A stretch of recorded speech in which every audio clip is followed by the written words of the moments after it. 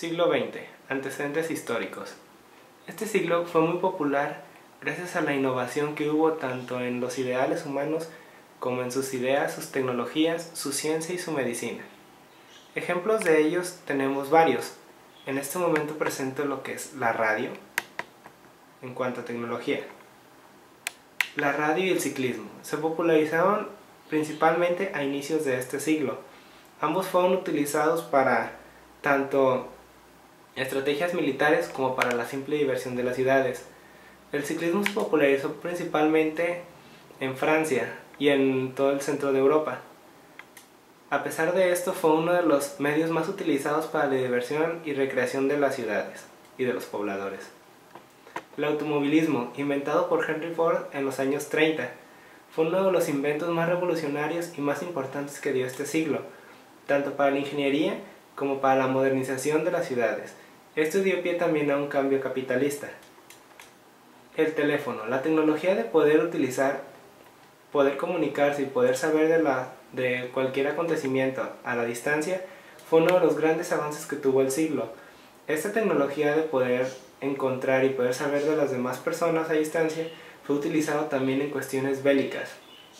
Otro de los inventos creados en cuestiones bélicas fue la aviación, aunque originalmente fue creado como un medio de diversión, pues el hombre siempre ha tenido el sueño de volar. Personalidades como Hitler fueron de los que utilizaron y vieron en este aparato un medio para hacer de la guerra algo mucho más fácil para quienes lo utilizaron. El régimen nazi fueron de los que popularizaron el avión en cuanto a guerras. Fue una gran estrategia y un gran avance. Quienes poseían este tipo de artefactos tenían una ventaja muy segura en cuanto a cuestiones bélicas. Como bien dije, en la ciencia y tecnología hubo grandes avances. Fueron la creación de las vacunas, fueron el descubrimiento y desarrollo de grandes tratamientos, así como de una forma de pensar muy diferente a todo lo que les rodeaba.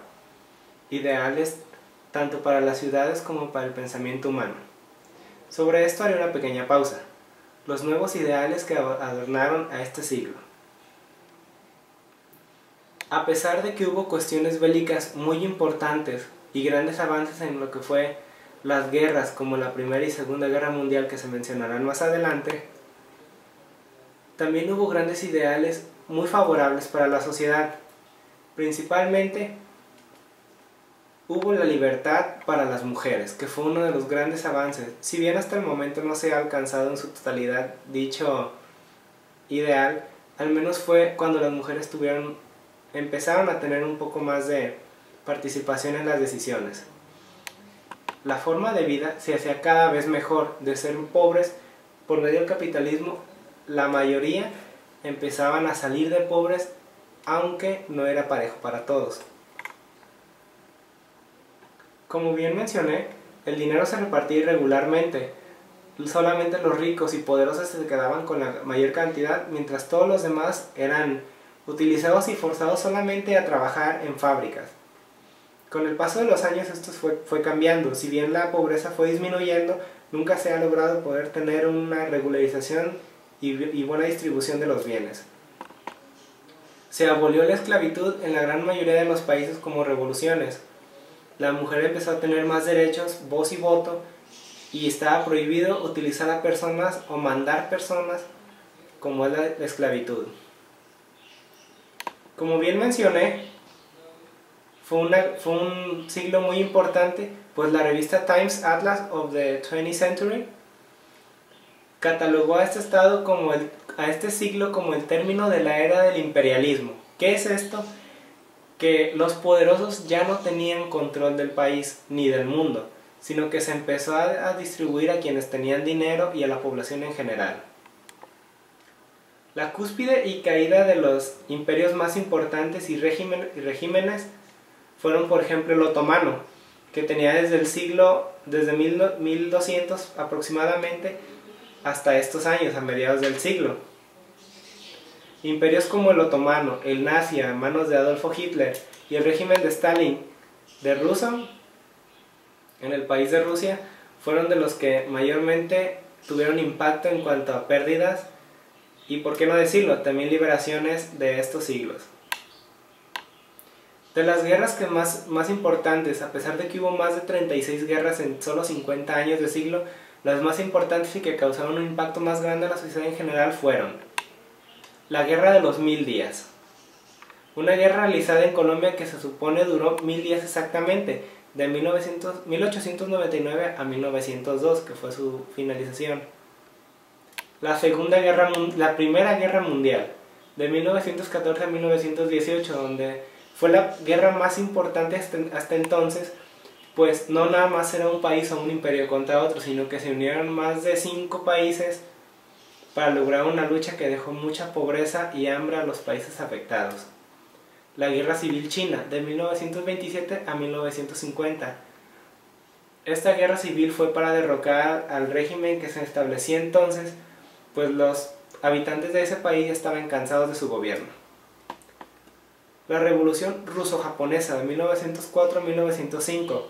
Como su nombre lo dice, fue una revolución entre el país de Rusia y Japón, que bien se pudo pensar que fue un antecedente para la Primera y Segunda Guerra Mundial. No hay que dejarlo atrás. Revolución Mexicana, de 1910 a 1917, pues se quería un cambio en la forma de gobierno que se tenía en el país entonces. Revolución Rusa, 1917 a 1921, era un cambio de gobierno donde se terminó por el régimen de Stalin, como se había mencionado anteriormente. Era un régimen en donde este gobernador, este militar, pretendía hacer su gobierno como él quería. La sociedad ya no estaba de acuerdo y decidió levantarse en armas. La Guerra Civil Española, de 1936 a 1939. Fue una guerra por un cambio en la forma de ver la vida en España. La Guerra Fría, de 1945 a 1991. Cabe mencionar que si bien la batalla más importante que obtuvo fue la del régimen nazi, la Segunda Guerra Mundial, de 1939 a 1945. Es la guerra más mortífera que ha tenido la sociedad, dejando millones de muertos, dejando un país en quiebra, una sociedad con hambre, con pobreza, y en general el siglo no pudo ser otra cosa más que una innovación tecnológica y cultural que trajo, a pesar de ello, una forma de vida muy diferente. Para algunos positiva si se tenían dinero, pero para otros era algo completamente como el infierno. Características de la arquitectura del siglo XX.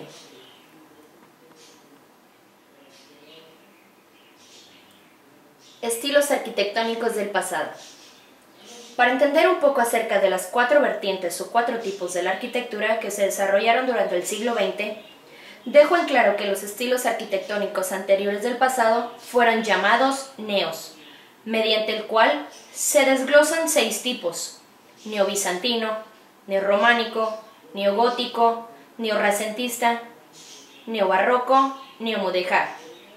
Estilos de la arquitectura.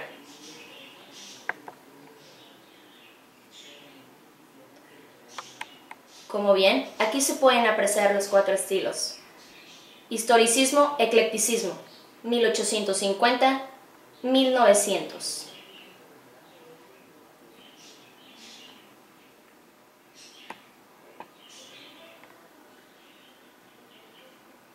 Daré comienzo con el primero, historicismo, eclecticismo.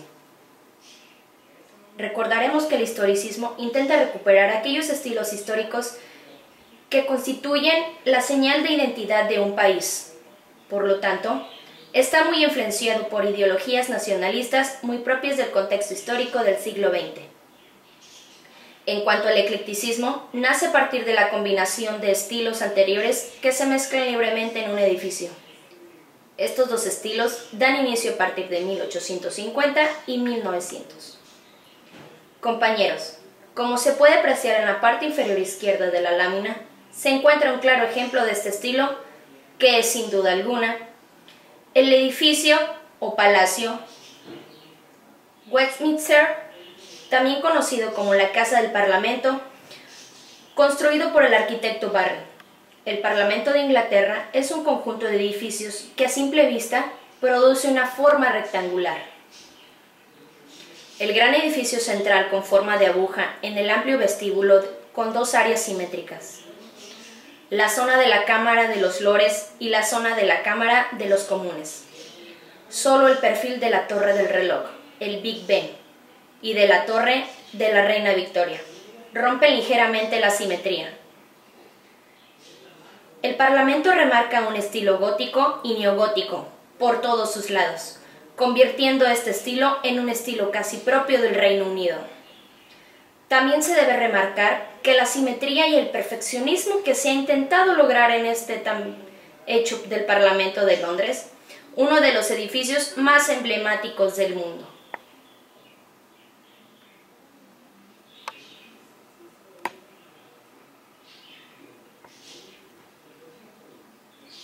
Pasamos con el siguiente tipo y estilo arquitectónico, arquitectura de hierro, que se desarrolló en 1850 al 1900. Arquitectura del hierro y los nuevos materiales. Bueno, estos fueron hierro y cristal, utilizado en edificios grandes, ligeros y para darles una cierta transparencia. Características: grandes dimensiones, construcción esqueleto a partir de elementos prefabricados en serie o bien por piezas, estructuras horizontales y desmontables, producción en serie, construcciones de amplio tendido, edificios en planta que necesitan estar despejados. Bien, aquí se puede mostrar un claro ejemplo de un tipo de edificio civil conmemorativo que fue construido por Gustave Eiffel.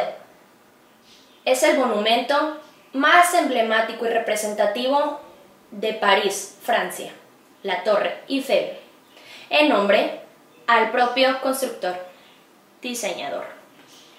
Módulos en crucetas, como se puede apreciar en cada una de las secciones en las que fue construida. Cálculos precisos relativos a la dilatación térmica y a la fuerza del viento. Como pueden ver, es una gran y majestuosa construcción.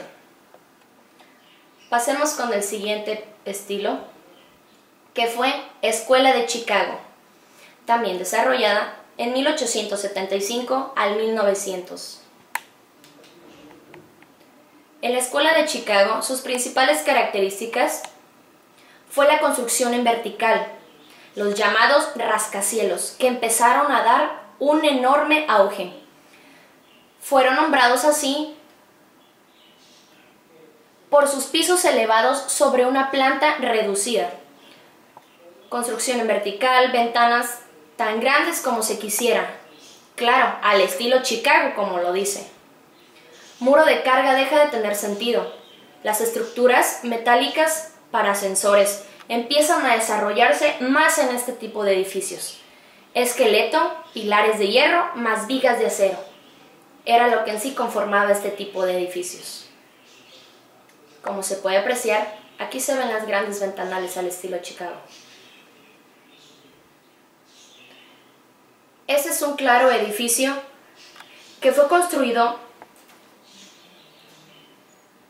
de un tipo comercial. Es un edificio tipo comercial, los almacenes Marshall, hecho por el arquitecto Harry H. Richardson. Bien, pasamos con el último tipo, que viene siendo el modernismo, que se dio de 1890 a 1914.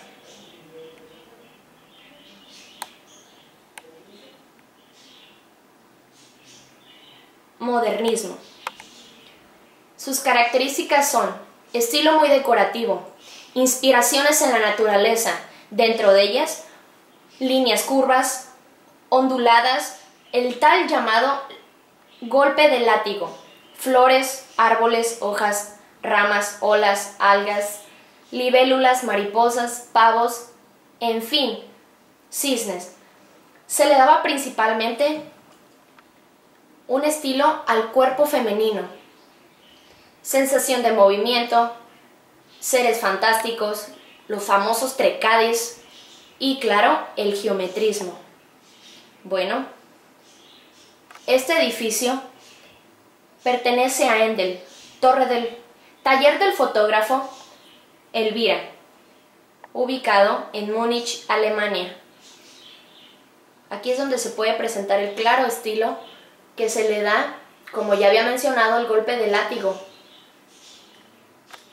La gran variedad de decorativo que tiene. En fin. Características de la arquitectura. La arquitectura de la primera mitad del siglo XX dio respuesta a las nuevas necesidades y pensamientos de la sociedad, principalmente en las grandes ciudades.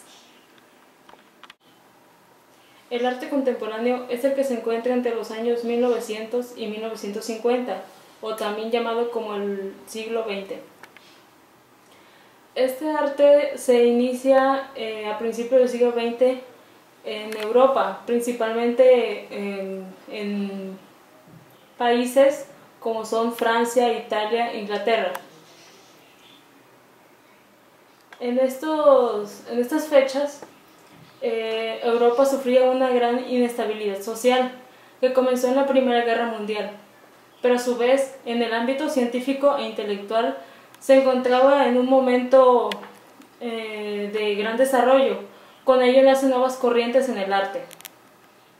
Pero hasta la Segunda Guerra Mundial fueron surgiendo nuevas vanguardias.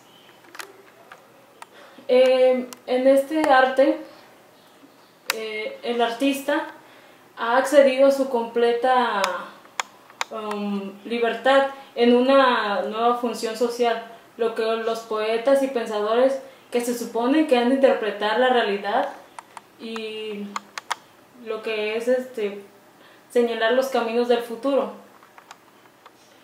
Este arte se encuentra dividido en 4 estilos, que vienen siendo el fauvismo, futurismo, cubismo y expresionismo.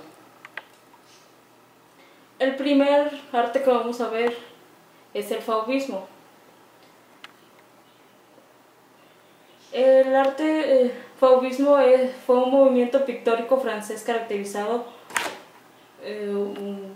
o empleado por su provocativo color. El siguiente arte que vamos a ver es el futurismo. El arte futurista es un movimiento inicial de las corrientes de vanguardia artística. Este arte es fundado principalmente en Italia por Filippo Tommaso Marinetti, quien redactó el Manifeste du Futurisme, publicado el 20 de febrero de 1909. El arte futurista buscaba reflejar el movimiento, dinamismo, velocidad, la fuerza interna de las cosas, la exaltación de la guerra, las máquinas, lo que es lo nacional, lo sensual y todo aquello que fuese moderno. Este movimiento rompía con lo tradicional y el pasado. Uno de los principales autores de este arte fue Filippo Tommaso Marinetti, que nació en Alejandría, Egipto, el 22 de diciembre de 1876 y murió en Bellagio el 2 de diciembre de 1944. Fue un ideólogo, poeta y editor italiano del siglo XX y fue el fundador del movimiento futurista. El siguiente estilo que vamos a ver es el cubismo. Este estilo fue un movimiento artístico desarrollado entre los años de 1907 y 1914, nacido en Francia, encabezado por Pablo Picasso. El cubismo es considerado uno de las primeras vanguardias que rompe con el último estatuto renacentista vigente. El arte cubista trata de las formas de la naturaleza por medio de las figuras geométricas, fragmentando líneas y superficies. También como la representación del mundo pasaba a no tener ningún compromiso con la apariencia de las cosas desde algún punto de vista determinado, sino lo que se sabe de ellas.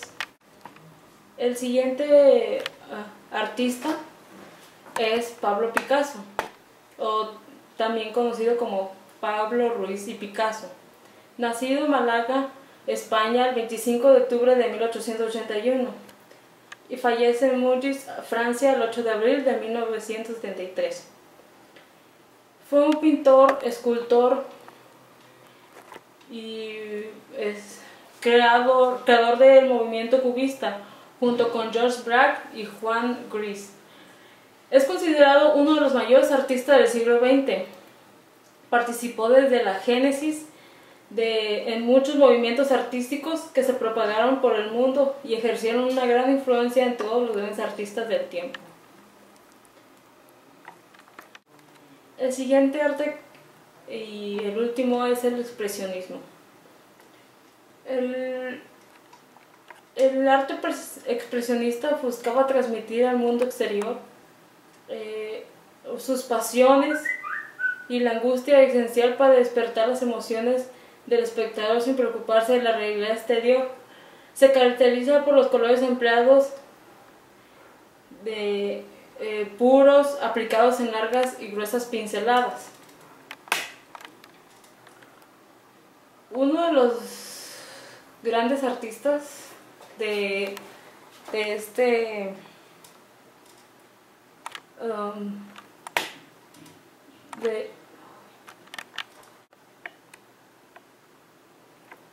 uno de los grandes artistas de este estilo es Hermann Munch, nacido el 12 de diciembre de 1963, fallece el 23 de enero de 1944. Fue un pintor, grabador y noruego de la corriente expresionista. Sus evocativas obras sobre la angustia influyeron profundamente el expresionismo alemán. Los temas más frecuentes de sus obras fueron relacionados con los sentimientos y las tragedias humanas, como la soledad, la angustia, y tal vez una de las grandes obras de él fue El Grito. Urbanismo, siglo XIX, siglo XX.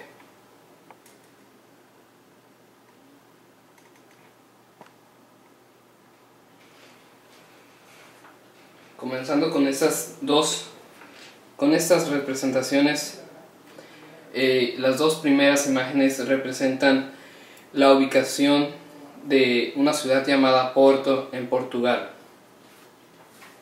Principalmente en la imagen del medio es la avenida de los Aliados. La intervención del arquitecto y urbanista Bay Parker en Porto se inscribe en un contexto de intensas relaciones entre la ciudad y la cultura inglesa. La aspiración generalizada en toda Europa a la modernización y monumentalización de los centros urbanos se aleja del modelo de París, el cual mantiene todavía un gran prestigio en las ciudades europeas. En sí, en estas dos representaciones es la generalización del urbanismo en Europa. En los planteamientos de Bay Parker se combinan distintas interpretaciones del arte urbano, desde los planteamientos vinculados de Arts and Craft de Lavie a las distintas versiones de City Beautiful y del urbanismo Beaux Arts, basando por las influencias de Cézanne y el Stabkunst. Allen, este personaje fue colaborador de este diseño urbanístico. Es importante tener presente los procesos de reforma y revalorización del Real Central que se dan en Oporto, Portugal, desde finales del siglo XIX. localización de entidades financieras, comercios, hoteles, etc., potenciación de la Real Nueva Estación Central, programa de renovación monumental, nuevo ayuntamiento, comercios, oficinas, idea de organización a torno a la Plaza de la Avenida, que en este caso sería la Avenida de los Aliados, operación de prestigio encargada por el arquitecto urbanista Bay Parker, reinterpretación moderna de los sistemas de psicobarrocos, sintonización, propuestas del momento City Beautiful y del urbano europeo, articulación, adaptación y de la ordenación, propuesta el sistema de calles y plazas persistente, forma de Wechsel resultante, proceso de la construcción en gradual.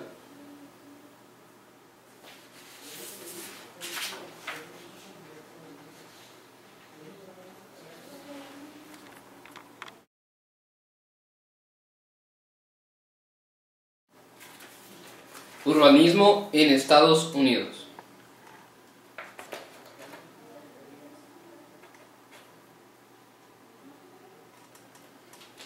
El plan dispone de una red uniforme de calles ortogonales, llamando avenidas a las que van de norte a sur, que son 12 calles transversales de este a oeste, numerándolas de 1 al 155.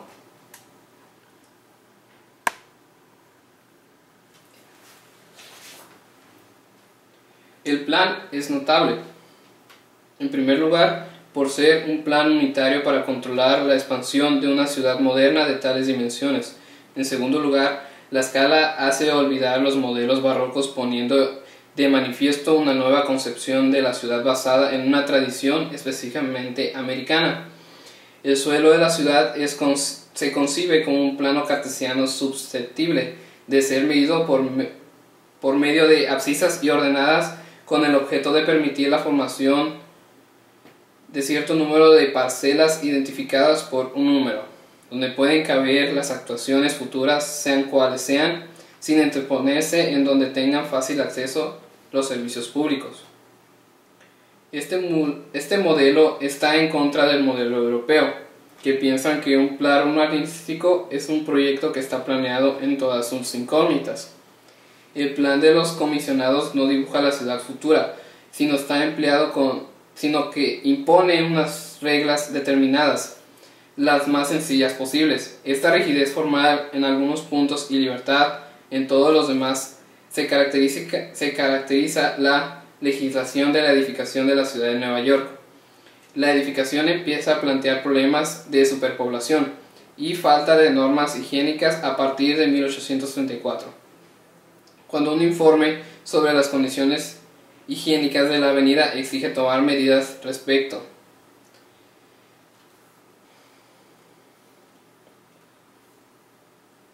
Solo después de la Guerra Mundial se producen iniciativas públicas de la vivienda social.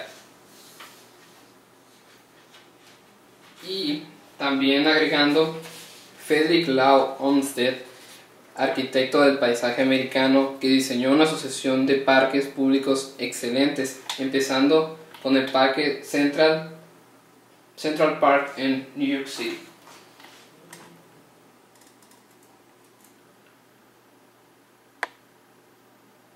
Esta imagen representa el acomodo urbanístico que sería en Buffalo, parte de una ciudad de Nueva York. Urbanismo en México.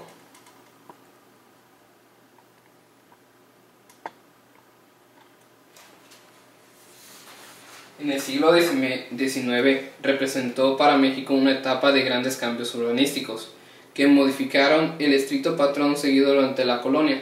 En efecto, tras el movimiento de independencia y en búsqueda del afán de progreso, nuevas ideas llegaron al pensamiento nacional. Primero bajo la tutela de Maximiliano y luego la asesoría de los urbanistas de Porfirio Díaz. Se trataba de mostrar a la Ciudad de México en primera instancia como modelo de una ciudad moderna, higiénica y estéticamente correcta, y aunque los modelos de inspiración urbanas siguieron siendo europeos, los referentes españoles o de las utopías conseguirse en América variaron para emular la ciudad neoclásica y barroca. Llega así la Ciudad de México a la mitad del siglo XIX. Su crecimiento urbano fue poco a los 5 años después aproximadamente. La capital del país vio invadido su territorio con nuevos elementos y materiales urbanos. Las vías férreas hicieron subir a las calles y acortaron las distancias. Se abrieron y fraccionaron nuevas colonias, particularmente en las periferias sureñas, donde ciertamente las condiciones eran mucho mayores que las zonas norte de la ciudad. La reconstrucción urbana estaba en marcha. Se debían adecuar los espacios a los nuevos elementos: apertura de calles, aplanado de pisos, cambios de circulación, disposiciones reglamentarias y demás adaptaciones sociourbanas. Fueron necesarias para caminar a la par del progreso propuesto por el sistema jurista.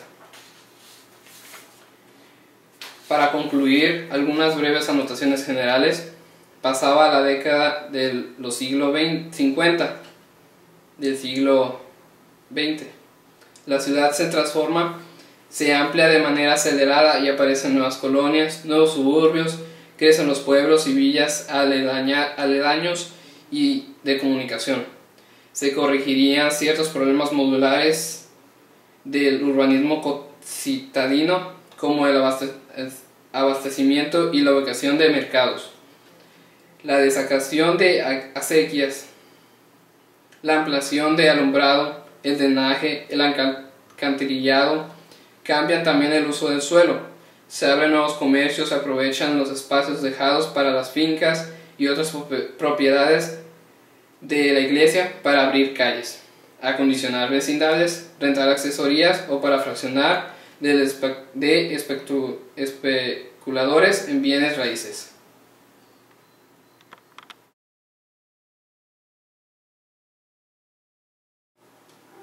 Cabe agregar otra del acomodo urbanístico.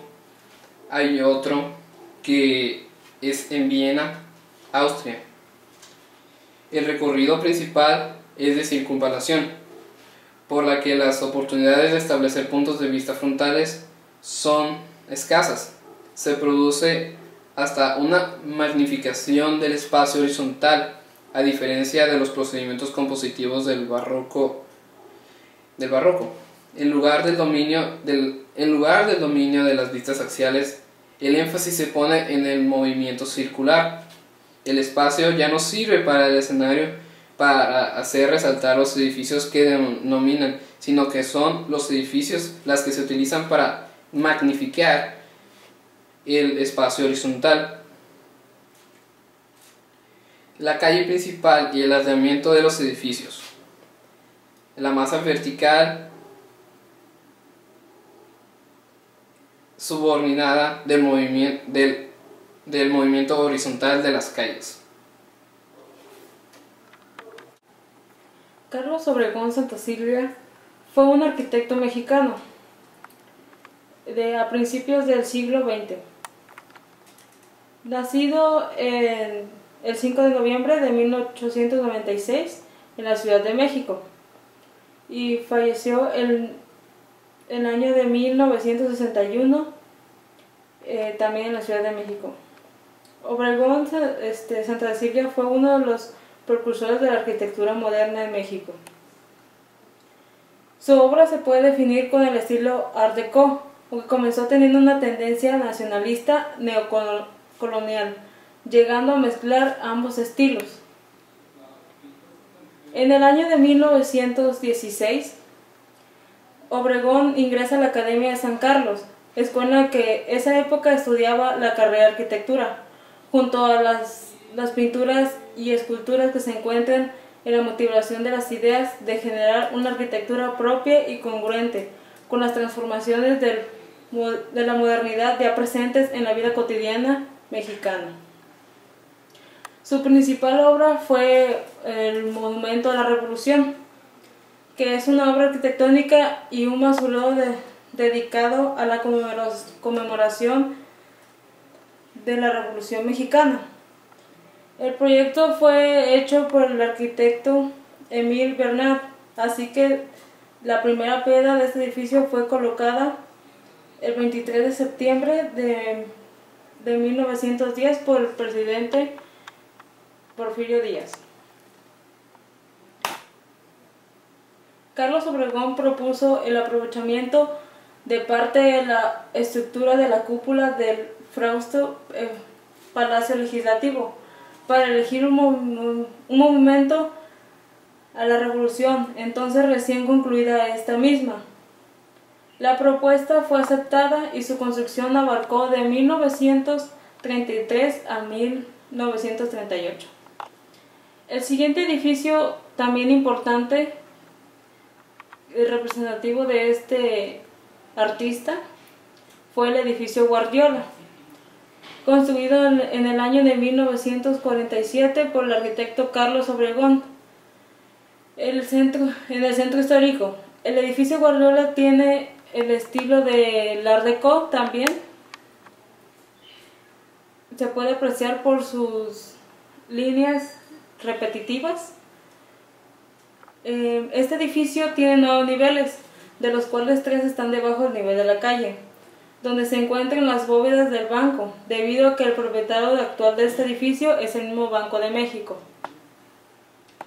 La planta es de una combinación interesante de las herramientas académicas de la simetría y el orden de los edificios postulados racionalistas. Se trata de una planta estructurada en torno a 2 ejes de simetría perpendiculares entre sí, que permiten la definición de los accesos de las circulaciones interiores y la organización de los locales de todos los pisos. El siguiente artista importante también de este siglo XX fue Diego Rivera. Fue uno de los más importantes y representativos del arte mexicano a principios también del siglo XX. Diego Rivera nace en Guanajuato en 1886 y fallece en la Ciudad de México en 1957. Fue un pintor mexicano considerado uno de los principales muralistas de México. Diego Rivera estudió 15 años desde 1907 a 1922 en varios países de Europa, como fue Francia e Italia, donde se interesó por el arte de vanguardia y abandonó el academismo. Las obras de este periodo reflejan, por un lado, un acusto interés por el cubismo sintético. Durante la década de los 20, Rivera abandonó las corrientes artísticas del momento para crear un estilo nacional que reflejara la historia del pueblo mexicano, desde la época precolombina hasta la Revolución, con estas escenas de un realismo vigoroso, popular y de sus colores vivos. Rivera reflejó su adhesión a la causa socialista en sus propias realizaciones murales y fue uno de los fundadores del Partido Comunista Mexicano. En los años 1927 a 1928 visitó la Unión Soviética y regresó después a México y más o menos en esos años se casó con la pintora Frida Kahlo, que había sido su modelo, la cual también fue una gran pintora mexicana reconocida. Entre las obras de Diego Rivera se encuentra la obra Viaje a Toledo. El mexicano Diego Rivera vino a España por primera vez en 1907.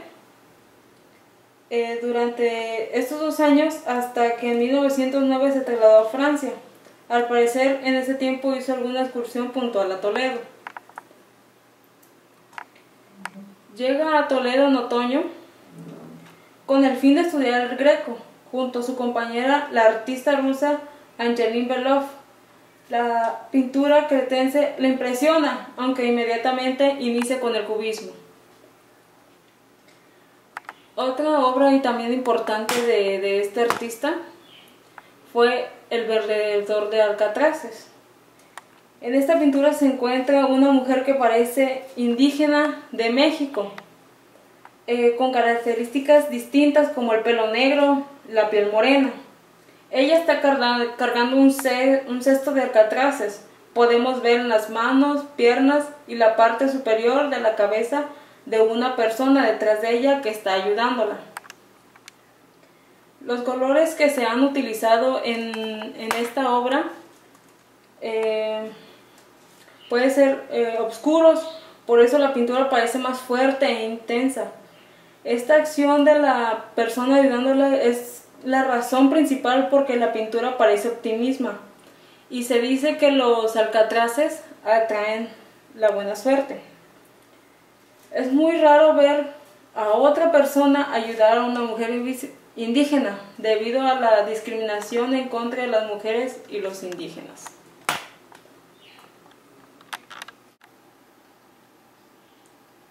Arquitecto de la luz y el color. Luis Barragán Morfín.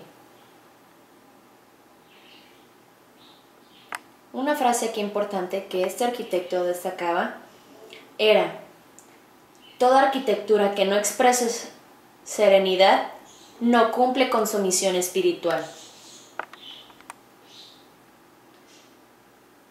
Nació el 9 de marzo de 1902 en Guadalajara. Cursó así la carrera de Ingeniería Civil y Arquitectura en 1925. Posteriormente, viaja a Europa donde conoce a Ferdinand Bach, y es ahí donde Barragán se interesa por la arquitectura andaluza en España. Después, regresa a su país, donde realiza sus primeras obras. Una de las más tónicas fue la Casa de los González Lima. Barragán se traslada a la capital en 1936, donde hasta 1940 realiza algunos edificios como apartamentos en la colonia Cuauhtémoc y la planificación y urbanización del Pedregal de San Ángel, entre otras más.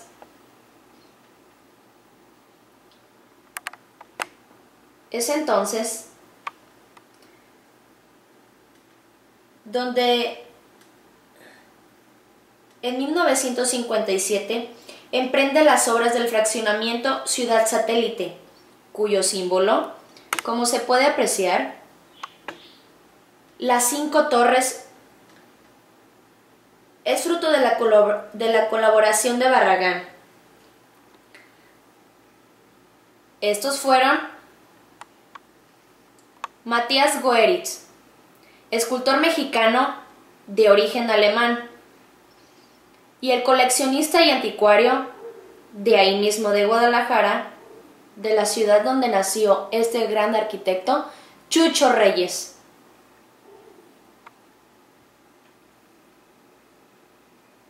Después, en 1964, junto con el arquitecto Juan Sordo Madaleno, arquitecto mexicano, contribuye con el fraccionamiento y el diseño de 1964 en la fraccionamiento Lomas Verdes.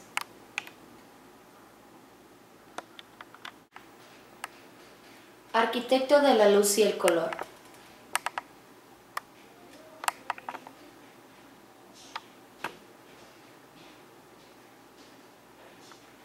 Luis Barragán Morfín.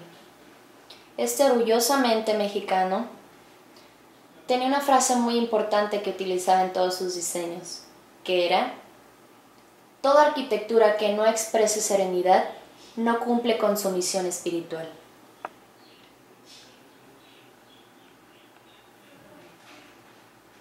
Barragán nació en 1902 en Guadalajara. Posteriormente, en 1925, cursó estudios de Ingeniería Civil y Arquitectura.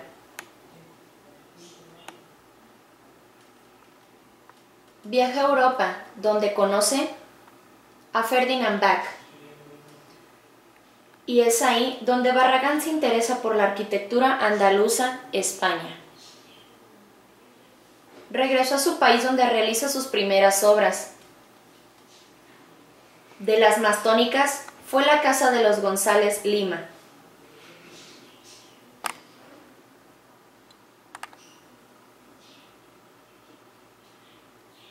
En Guadalajara es donde comienza a desarrollar un estilo propio. Barragán se traslada a la capital en 1936, donde no es hasta 1940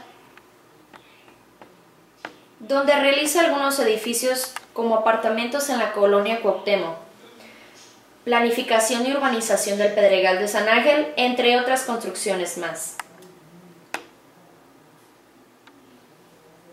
En 1957 emprende las obras del fraccionamiento Ciudad Satélite, cuyo símbolo,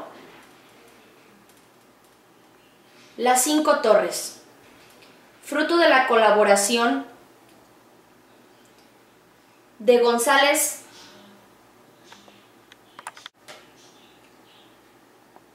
arquitecto de la luz y el color.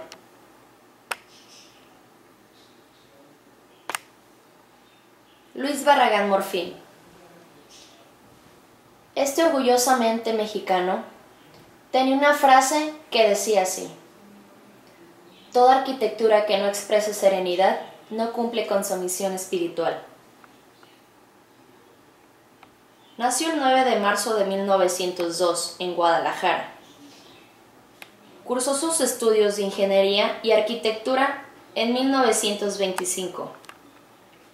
Posteriormente, viajó a Europa, donde conoce a Ferdinand Bach. Barragán es ahí donde se interesa por la arquitectura andaluza en España. Regresó a su país, donde realiza sus primeras obras de las más tónicas, que fue la Casa de los González Lima. Es ahí donde Barragán descubre un estilo muy peculiar que emprenderá próximamente en sus diferentes obras. Barragán se traslada a la capital en 1936, donde no es hasta 1940 que realiza algunos edificios como apartamentos en la colonia Cuauhtémoc, planificación y urbanización en el Pedregal San Ángel, entre otras construcciones más. En 1957 emprende las obras del fraccionamiento Ciudad Satélite, cuyo símbolo, las 5 torres, que es fruto de la colaboración que Barragán tuvo, que sin duda alguna fueron estos dos enormes personajes: Matías Goerix, escultor mexicano de origen alemán, y Chucho Reyes, coleccionista y anticuario de Guadalajara, Jalisco.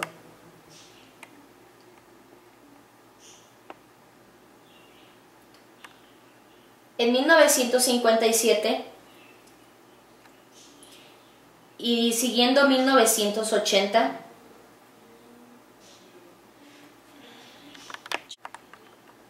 arquitecto de la luz y el color, Luis Barragán Morfín.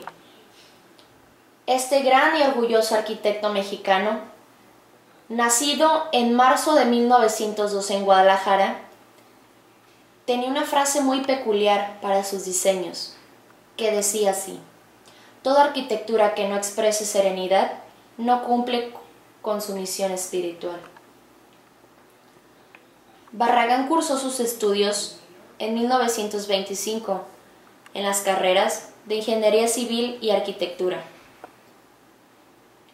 Posteriormente, este viaja a Europa, donde conoce a Ferdinand Bach y se interesa así por la arquitectura andaluza. Regresa a su país,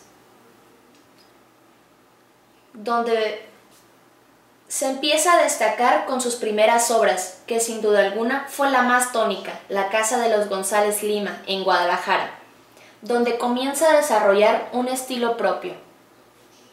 Barragán se traslada en 1936 a la capital, donde hasta 1940 realiza algunos edificios como apartamentos en la colonia Cuauhtémoc, planificación y urbanización del Pedregal de San Ángel, entre otras construcciones más.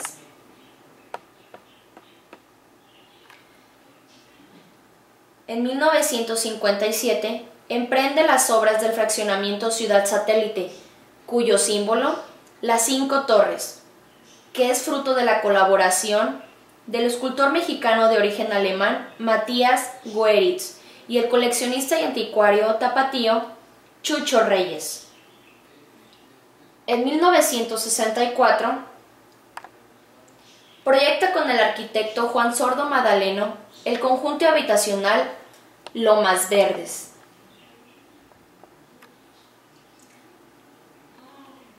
Finalmente, en 1980 recibe el premio Pritzker de Arquitectura.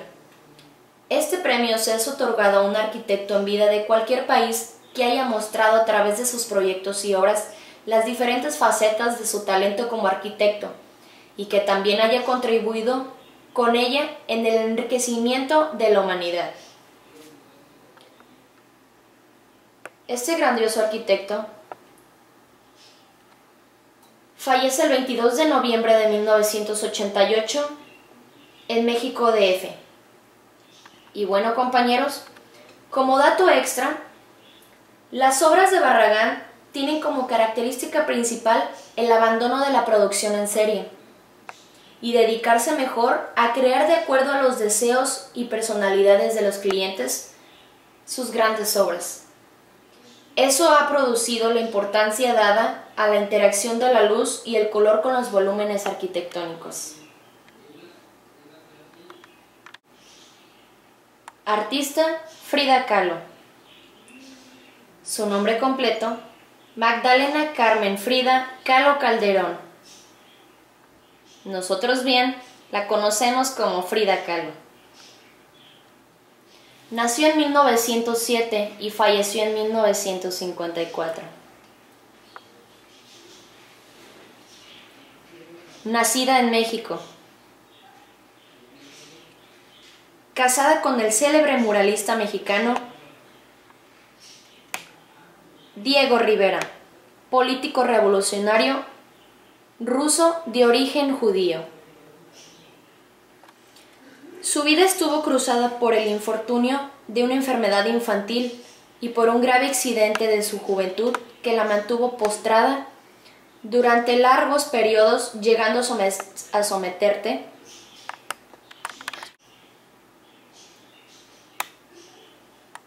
Magdalena Carmen Frida Kahlo Calderón, más conocida como Frida Kahlo. Pintora mexicana, nacida en México en 1907 a 1954, donde fallece.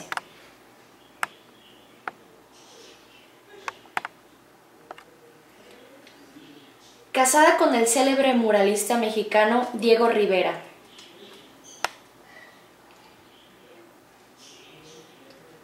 La vida de Frida estuvo cruzada por el infortunio de una enfermedad infantil y por un grave accidente que en su juventud la mantuvo postrada durante largos periodos, llegando a someterse hasta 32 operaciones quirúrgicas.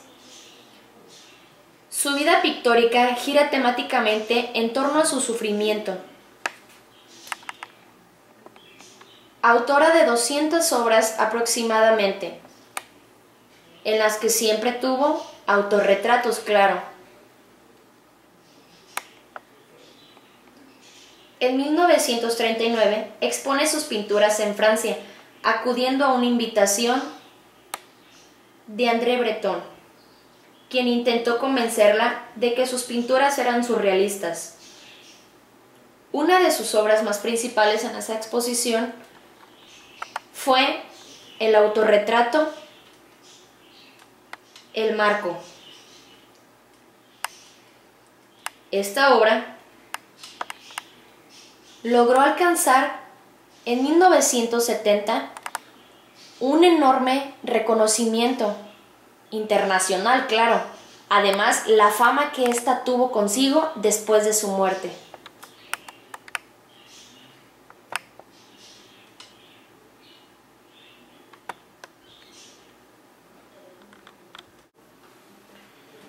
El arquitecto que me tocó fue Ludwig Mies van der Rohe.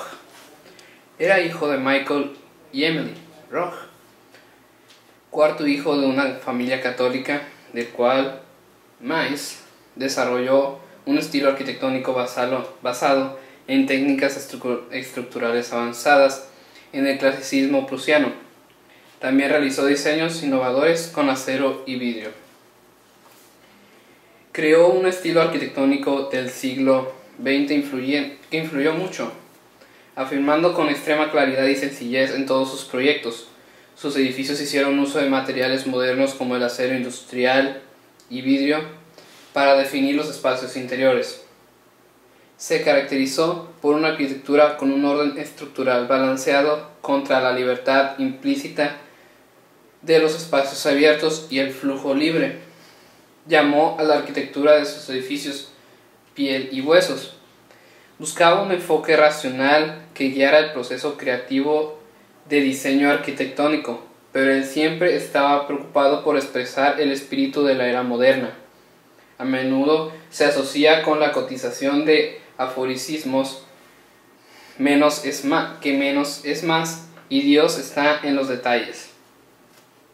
Él vio la necesidad de una arquitectura expresiva y en armonía con su época, al igual que la arquitectura gótica fue para una era de espiriticismo. Se aplica un proceso de diseño disciplinada con el pensamiento racional para alcanzar sus metas espirituales. Él creía que la configuración y disposición de todos los elementos arquitectónicos, incluyendo particularmente el carácter de espacio cerrado, deben contribuir a una expresión unificada. Cada aspecto de su arquitectura, desde el concepto general hasta el más mínimo detalle, apoya su esfuerzo para expresar la edad moderna, la profundidad del significado transmitiendo por su trabajo, más allá de sus cualidades estéticas. Una de sus primeras obras es el pabellón alemán. El conjunto se abre el eje principal de la exposición, orientación este, y es permeable hacia el oeste, mientras que se cierra en los lados cortos, el norte y el sur. El acceso no es directo, sino que se produce de forma tangencial, con los 8 peldaños que forman la escalera de acceso ocultos a la vista del camino principal. El edificio explora los que por aquel entonces novedosos conceptos de la planta libre y la continuidad espacial. Está considerado un ejemplo arquitectónico de simplicidad y rigor constructivos.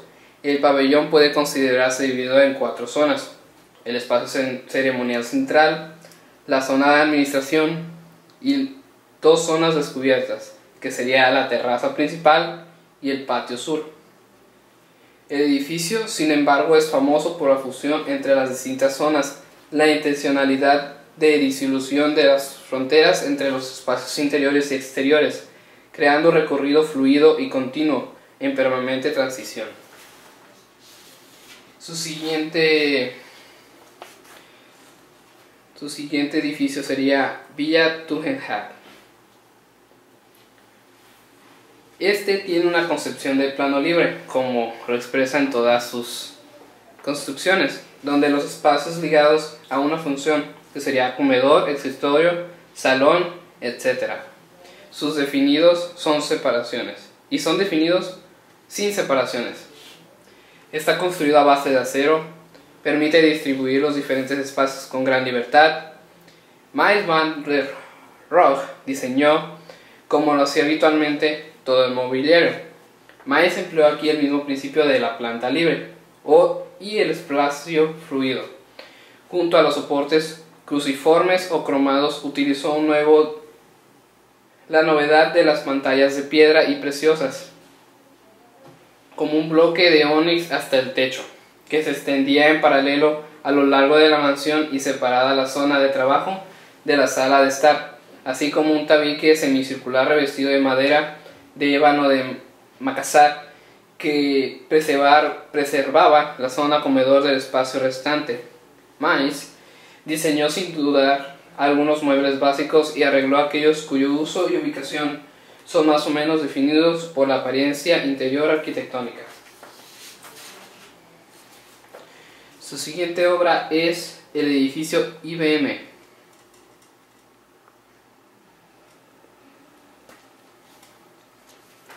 Completado en el año 1973, el edificio IBM, también conocido como el 330 North Wabash, se convirtió en uno de los lugares más prestigiosos de la ciudad, un símbolo puro de la arquitectura de la época. Es un rectángulo de casi 700 pies, que equivale a 213 metros de altura, que se posa sobre un zócalo elevado que ayuda a mantener una altura uniforme dada la desigualdad del sitio. El edificio muestra la fuerza y la claridad de su forma. Su siguiente edificio es Handsworth House. La vivienda se sitúa en una parcela de 24 hectáreas a orillas del río Fox. La construcción se eleva del terreno formando la terna de espacios que se propagan a varios de los maestros del movimiento moderno. Su plataforma de acceso es un espacio abierto y descubierto a la vez. El porche de la vivienda también es un espacio abierto con una cubierta. La vivienda es un espacio cerrado, cubierto. La estructura de la casa está resuelta con perfiles de acero. El uso para el revestimiento es el mármol travertino. Esto sería como una roca sedimentaria de origen parcialmente biogénico formada por depósitos de carbono de calcio. Esto quiere decir que es un mármol natural. Y con un revestimiento para el piso que hace que el edificio tenga una calefacción. Sería como un suelo radiante. Esto es porque la vivienda en las épocas de invierno neva demasiado. En esta edificación se aprecia cómo se da inicios al minimalismo. El artista que me tocó se llama Francis Picabia.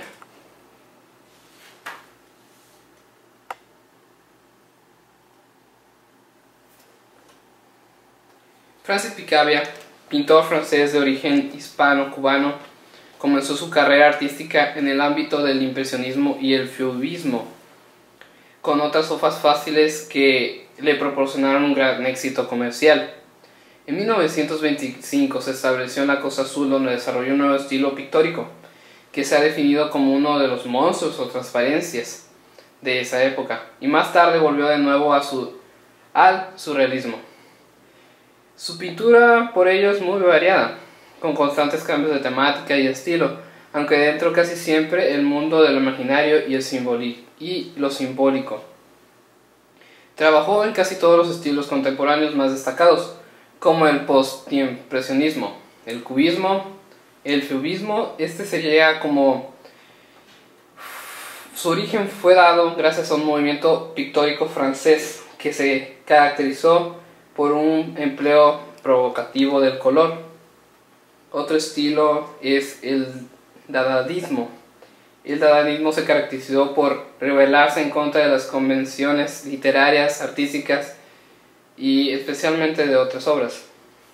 El surrealismo viene siendo como tomó bases del dadaísmo, algunas técnicas de fotografía y cinematografía, así como la fabricación de objetos.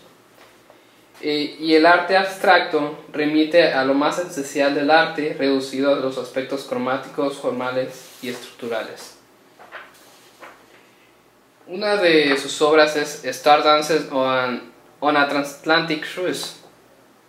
Se puede apreciar que es un arte abstracto y combinando algunos aspectos del cubismo, porque vemos pues, los cuadros rojos pintados está representando el cubismo y es un arte abstracto. También combina el surrealismo. A este personaje le gustaba hacer mucho el surrealismo. Otra obra sería el Bank of Poesy.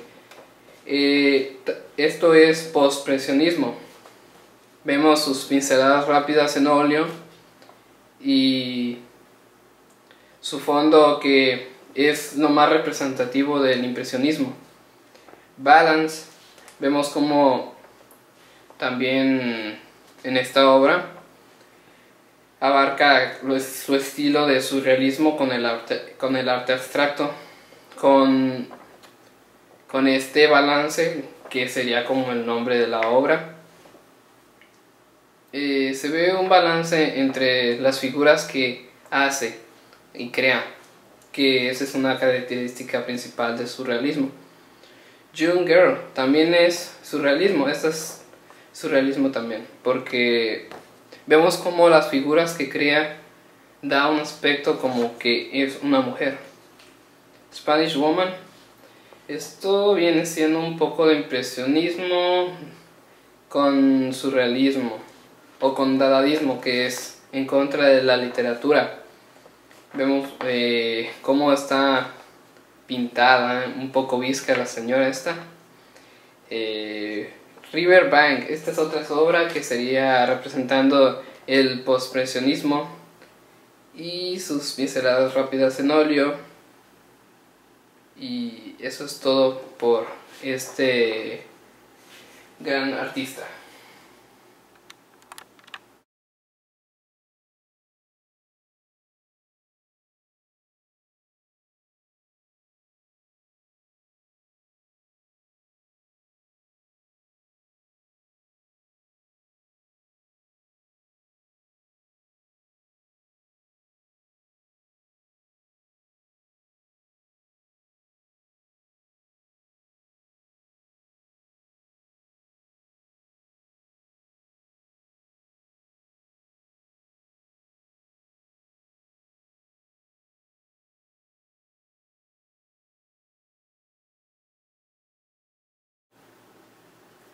María de los Remedios Alicia Rodríguez Varo y Uranga, mejor conocida como Remedios Varo, fue una reconocida pintora surrealista hispano-mexicana.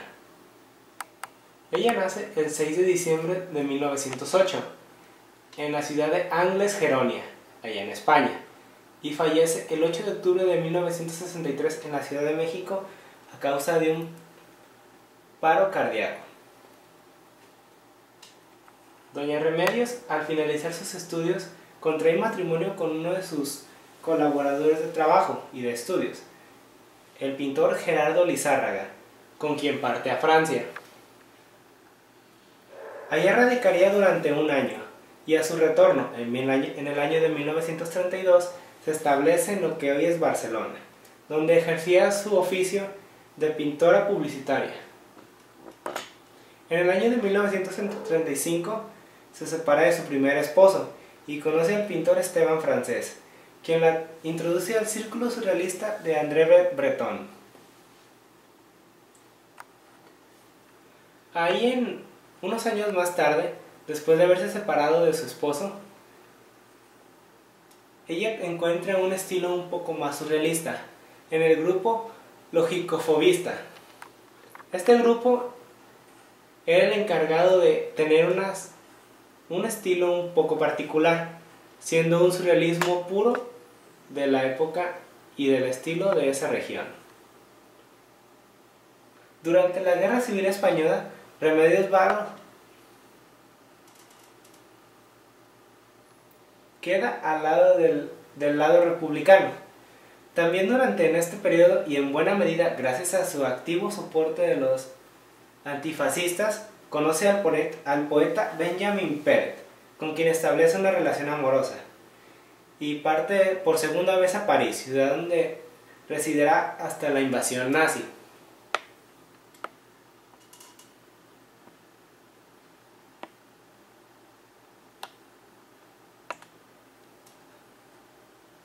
En 1949 ella viene aquí a México y se encuentra fascinada con la cultura y el recibimiento que tiene gracias a la ley que tenía el entonces presidente Lázaro Cárdenas de apoyo a los exiliados y refugiados de la guerra. En 1952 se casa por segunda vez con el pintor Walter Brueggemann, de origen austriaco, y en el año de 1935 ella expone por primera vez sus obras en una exposición privada en la Ciudad de México, teniendo un excelente y gran recibimiento por los citadinos y las personas de alcurnia. Poco después,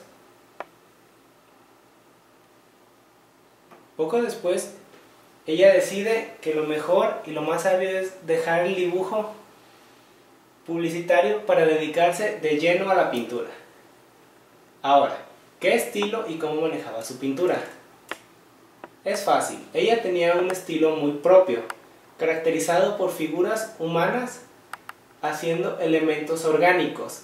¿Qué quiere decir esto? Que una persona o una percepción de la vida realizaba tareas cotidianas pero de maneras bastante diferentes.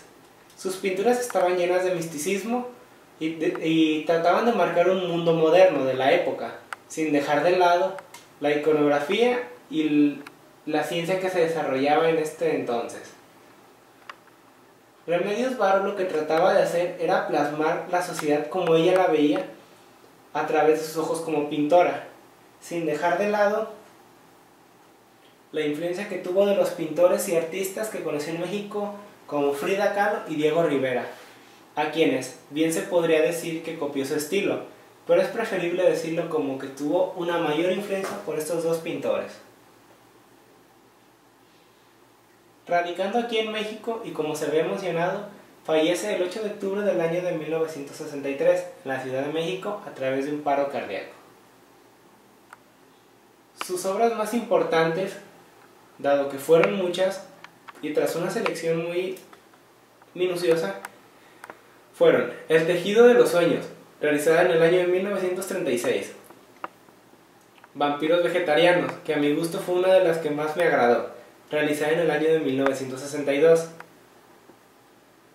El flautista, en el año de 1955, así como El gato helecho, en el año de 1957, y por último, pero no menos importante, Reflejo lunar, de 1957, todas ellas puliendo cada vez el estilo característico de Remedios Varo, un estilo humanista, surrealista, un estilo propio que únicamente ella supo lograr, tomando diferentes vertientes y diferentes estilos, pero al fin y al cabo su estilo propio. Hablemos ahora de la arquitectura y sus exponentes. Hugo Albert Heinrich Aalto, mejor conocido como Albert Aalto, nace el 3 de febrero del año 1898 en Kurten, Finlandia, y fallece el 11 de mayo de 1976 en Helsinki, Finlandia. Arquitecto y diseñador finlandés, ha sido el único arquitecto de la llamada segunda generación del movimiento moderno en ser reconocido como maestro, equiparándose ante los grandes maestros del periodo heroico del movimiento moderno como Le Corbusier, Mies van der Rohe y Gropius. En su honor fue tanta su importancia que se concede cada 5 años el premio Medalla Albert Aalto. Ahora, su familia. Su madre, de nombre Selma Natalia Hagstedt, era profesora de profesión, y su padre, quien hacía proyectos medioambientalistas, era John Henrik Aalto. En el año de 1917, él decide enlistarse en la Guerra de Independencia finlandesa. En 1923 abre su propio estudio de arquitectura en la llamada Hvalska, y 2 años más tarde contrajo matrimonios con una arquitecta colaboradora de nombre Aino Marcio, falleciendo esta y siendo su segunda esposa. Elisa Mäkiniemi contrajo nupcias con él. Ella fue la encargada de realizar los proyectos que quedaron pendientes tras la muerte del arquitecto. Colaboró un tiempo con Erik Wigman, quien le insistió a adoptar una modernidad más pura, enfrentándose a su clasicismo nórdico, representado en sus primeras obras. Cabe destacar que en los inicios de su formación como arquitecto, él tenía una arquitectura más apegada a lo que entonces se conocía como surrealismo nórdico. Fue este personaje, Erik Wigman, quien lo influencia para hacer un racionalismo más puro y funcionalista, dándole entonces la característica más importante de su arquitectura y por lo tanto por lo que es reconocido. En 1935, su esposa Aino Marcio, Mary Gilchan y él fundaron la empresa Artec. Esta empresa era hecha para producir en serie los diseños que él llevaba a cabo en mobiliario. Cabe destacar que un tiempo, al formar esta asociación, el arquitecto y sus colaboradores se dedicaban más que nada a diseñar mobiliario. Esta es la primera silla autoportante que se crea diseñada por él, que fue producida en masa y sirvió como base para los siguientes muebles y diseños de él. En una exposición de muebles realizada en Londres se presentan diversos proyectos. Esto en el año de 1938.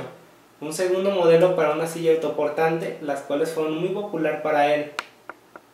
Una mesa móvil, siguiendo con sus propios diseños y su propio estilo para diseñar. Esto, que si bien no es un mueble, era una especie de vaso propuesto en su época. Fue muy aceptado, pero como tal no tuvo gran respuesta, dado que a la gente se le hacía demasiado moderno para entonces.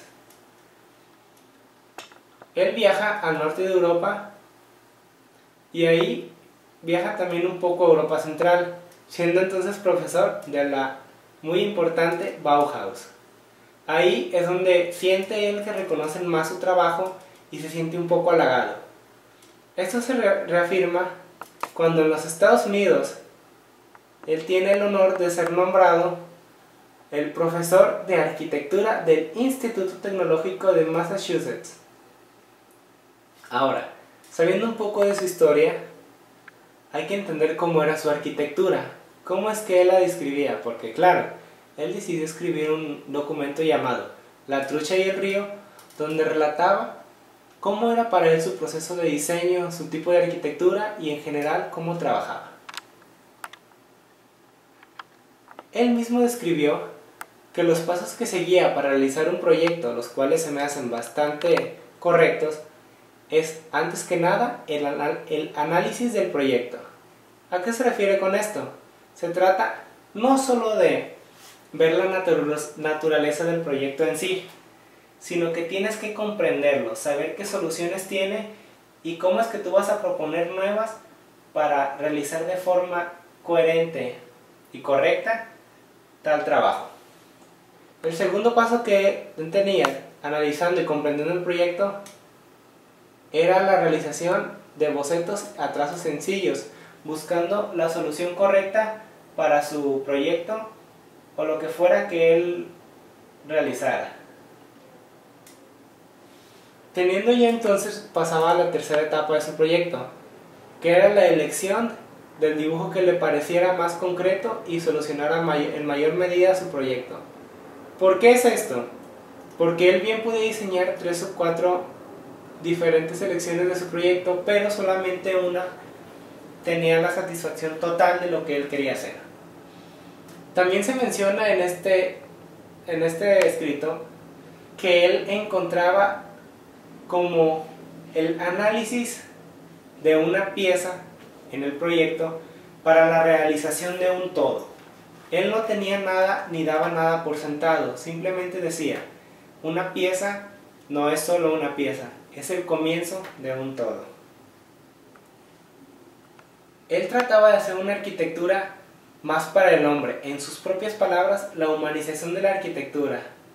Pues él decía que una arquitectura que no servía al hombre era como un hombre que no servía para una arquitectura, algo completamente ilógico.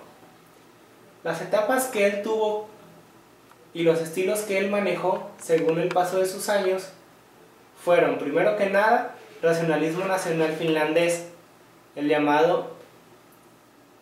Era un poco el estilo que se estaba dando cuando él estuvo estudiando. Lo manejó un tiempo, pero rápidamente sus estilos cambiaron. Siguió el clasicismo nórdico, que ya se había mencionado. No era otra cosa que tomar referencias de su entonces y natal Finlandia para realizar arquitectura, la cual le admiraba, parecida y bien se podría nombrar como un neo a lo que ya se estaba haciendo. Uno de sus más grandes trabajos y estilos fue el racionalismo, pero no un racionalismo que hacía toda la gente, un racionalismo personalizado con sus propios diseños, con sus propios toques. De las etapas más importantes, y de hecho la última que tuvo, fue el organicismo. Quien lo impulsó fue nada más y nada menos que el arquitecto Frank Lloyd Wright. Este fue el último estilo que él adoptó antes de su muerte en el año del 76, pues él tomaba un organicismo un poco más puro, pues era el mismo Frank Lloyd el que lo impartía, después de haber pasado por una arquitectura un poco funcionalista y como tal, una arquitectura propia. En cuanto a sus obras, tuvo muchas y muy importantes, pero las más importantes que yo descubrí entonces fueron 5. La primera es el ayuntamiento de Sinatsalo, que es donde él estudió. La biblioteca de Viipuri, la cual es muy importante. El edificio Breman. La villa de Mayera, la cual es muy importante también. Y uno de sus primeros trabajos, Turusanoma.